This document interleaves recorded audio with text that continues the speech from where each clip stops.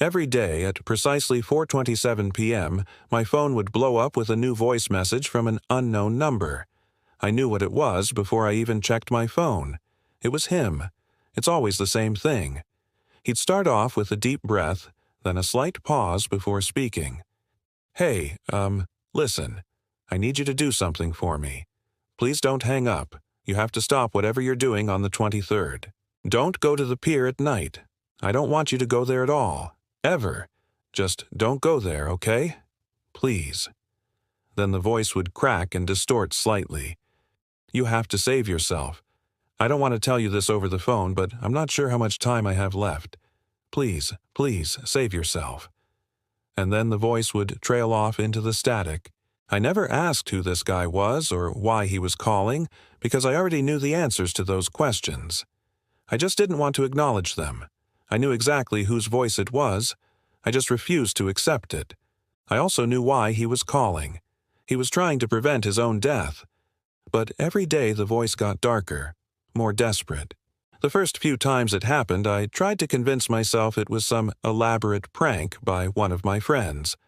But after 2 months of daily calls, I finally decided to listen to the voicemails and take action.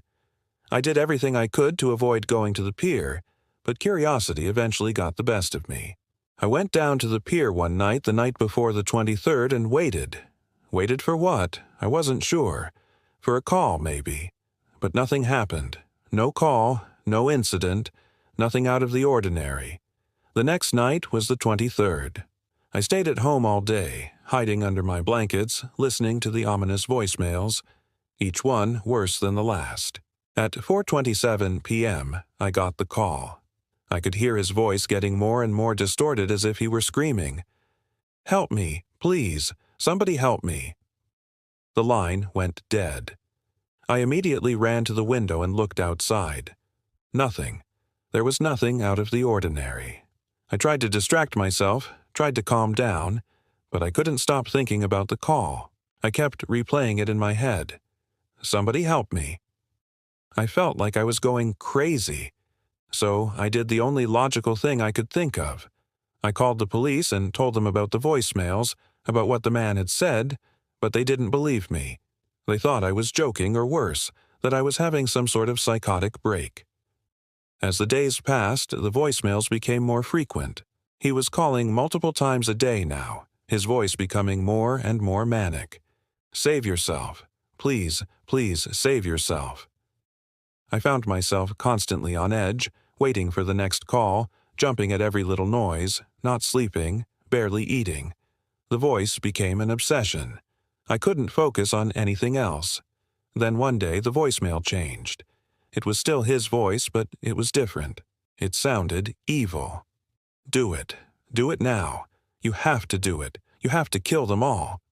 His words echoed in my mind, sending shivers down my spine. What was he talking about? Who was he talking about? The next day, he called again. "You can't run. You can't hide. It's too late. You're already dead." Then came the strangest voicemail of all. "We're here. We're coming for you." My blood ran cold. What did he mean? What were they doing? That's when I knew I had to get out of town. I packed a bag and drove away as fast as I could.